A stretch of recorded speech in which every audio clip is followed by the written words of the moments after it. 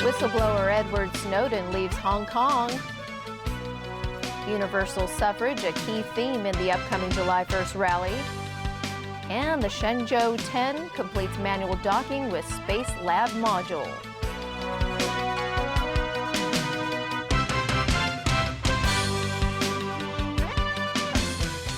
Hello and a very good evening. Edward Snowden, the man at the center of an international storm for revealing details of highly classified American surveillance programs, has left Hong Kong for a third country. The government here didn't say where he was going, but there are reports Snowden could end up in either Iceland or Ecuador, where he's expected to seek asylum from US efforts to bring him to justice. Edward Snowden's days of hiding out in Hong Kong are over, after authorities here confirmed he left the territory today.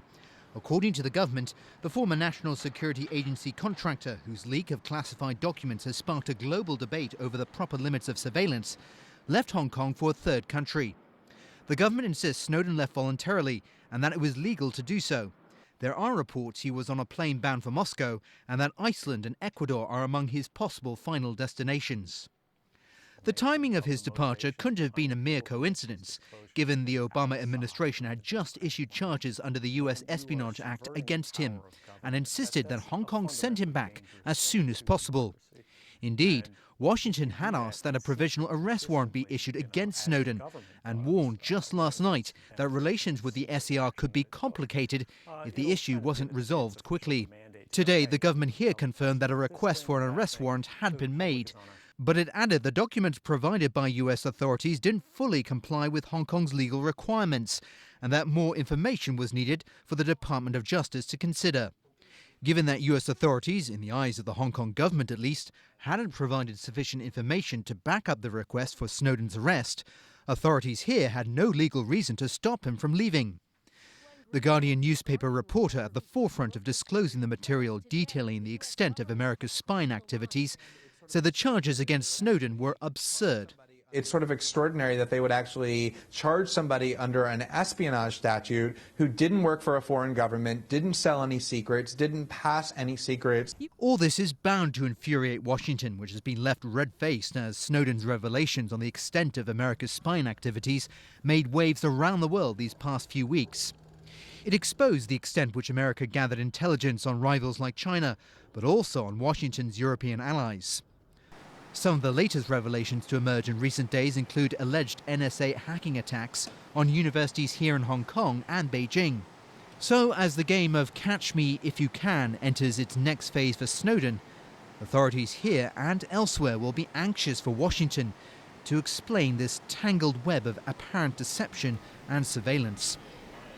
Some now believe Snowden's departure has spared Beijing of a major political showdown with the U.S. Meanwhile, there are still concerns about reports of computer systems in Hong Kong and the mainland targeted by the Americans. Evelina Lung has that story. Former Secretary-Chief and current legislator Regina Ip said Edward Snowden's departure didn't come as a surprise. Going to a third country has always been an option for Mr. Snowden, and he is free to make his own decision while he is on lawful stay in Hong Kong. I think the government has followed due process in handling this case. Others say Beijing has now been spared of a showdown with Washington.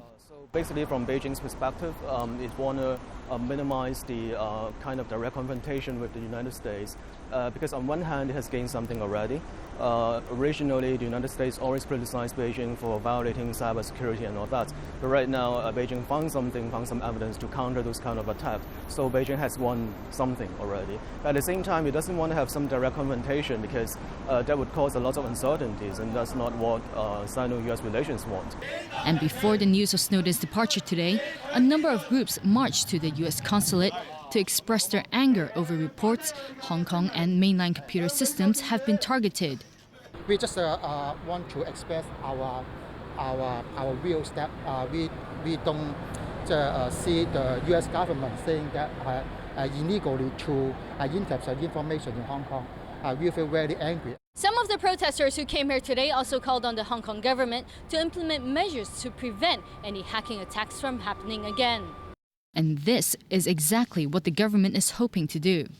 According to a statement, the HKSAR government has formally written to the U.S. government requesting clarification on earlier reports about the hacking of computer systems in Hong Kong by U.S. government agencies. The HKSAR government will continue to follow up on the matter so as to protect the legal rights of the people of Hong Kong. There were similar concerns on the mainland expressed by students from Tsinghua University in Beijing. Snowden has accused the U.S. of hacking Chinese mobile phone companies and targeting the university. I was shocked when I first heard it. I have never felt so insecure before. They provide us with advanced technologies, but that comes along with great hidden security risks. I think it is pretty scary, the student claimed. Evelyn Leung, TVB News. To other news now, universal suffrage will be one of the key demands in this year's July 1st rally. But Executive Council member Chung-Yu Tong made clear today the government does not have to begin consultation on constitutional reform immediately. Ronnie Samtani has more.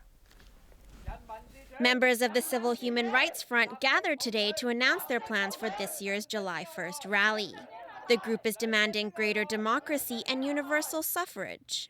Lawmaker Kenneth Chan was there to show his support. Hong Kong people have waited long enough for genuine universal suffrage. This government, especially under C.Y. Leung's leadership, has been infected with diseases, including arrogance, lying, and cronyism. And we have to say no to that all.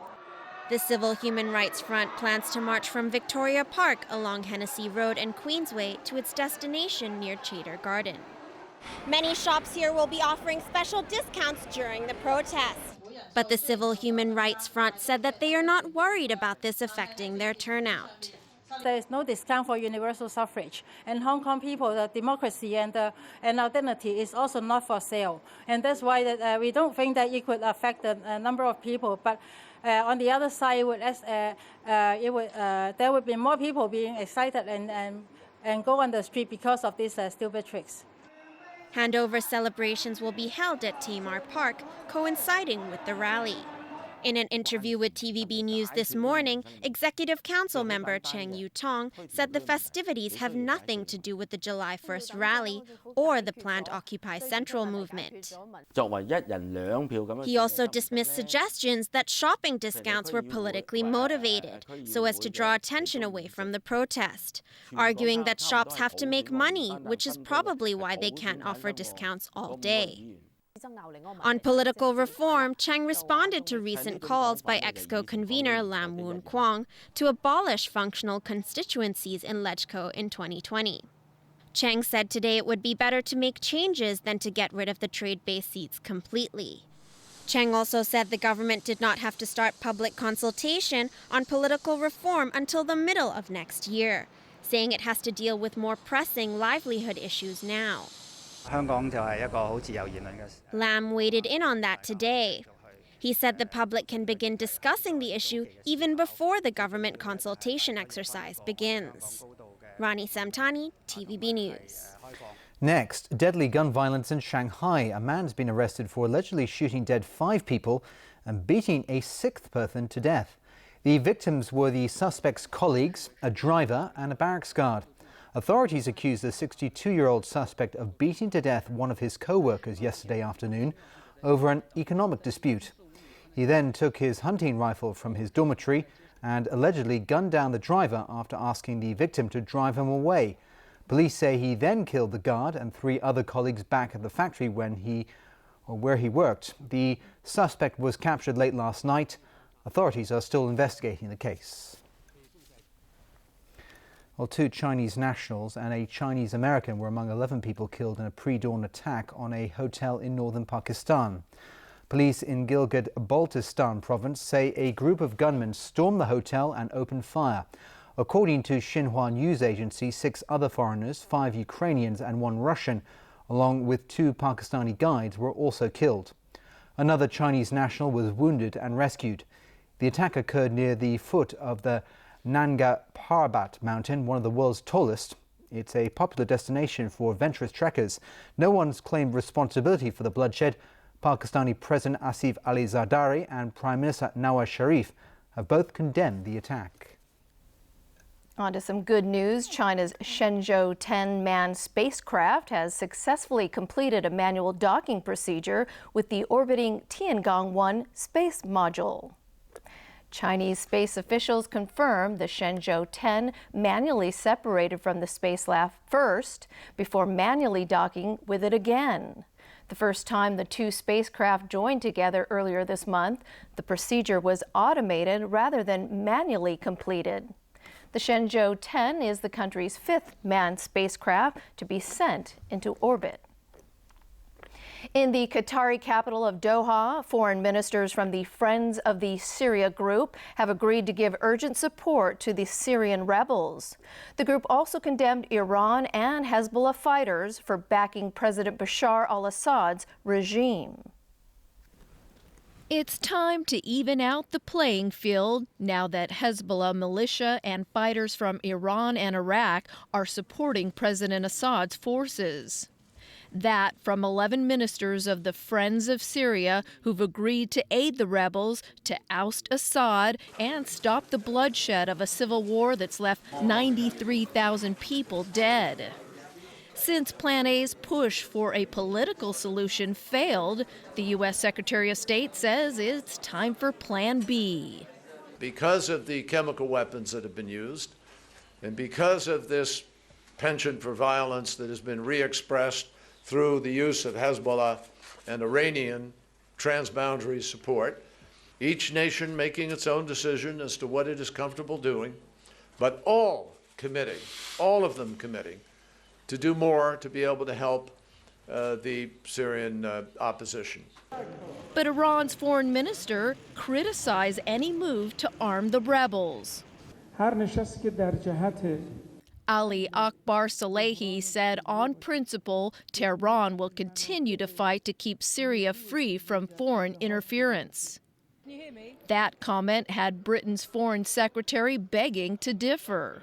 We're all aiming to achieve a political solution, a political settlement in Syria. But that political settlement will not come about if the opposition can be destroyed by force. Facing criticism that Lebanese Hezbollah militia are backing Assad's forces, Lebanon's foreign minister maintained they're merely protecting their country from invasion. Knowing it takes sophisticated weaponry to go head-to-head with Assad's forces, Saudi Arabia has vowed to supply the rebels just that. A spokesperson for the Free Syrian Army confirmed it had received new game-changing weapons, but refused to name the suppliers. Notably missing from the meeting was Russia, whose president, Vladimir Putin, calls arming the rebels a violation of international law. In Turkey, police sprayed tear gas and pressurized water to break up thousands of protesters who clashed with police last night. Protesters in Istanbul hurled objects and burned barricades as riot police carried out a number of arrests. Police are accused of using water cannon to disperse those gathered in Taksim Square for a memorial to those killed at recent anti-government protests. Officers later fired tear gas and rubber bullets and, in some cases, beat people with batons. Turkish Prime Minister Recep Tayyip Erdogan remains adamant that foreign-led conspirators are behind the unrest. The protests erupted 3 weeks ago after riot police cracked down on those opposed to developing Gezi Park. Meanwhile, more demonstrations in Brazil saw at least 250,000 people take to the streets across the country last night. It's the latest in a wave of sometimes violent anti-government protests that have focused on corruption and reforming the system. The turnout was lower than last Thursday, when at least 1 million took to the streets. Still, police in the city of Belo Horizonte used tear gas and rubber bullets to control the crowd. The protests have become the largest public demonstration in Brazil in 2 decades, and began as opposition to hikes in public transportation fares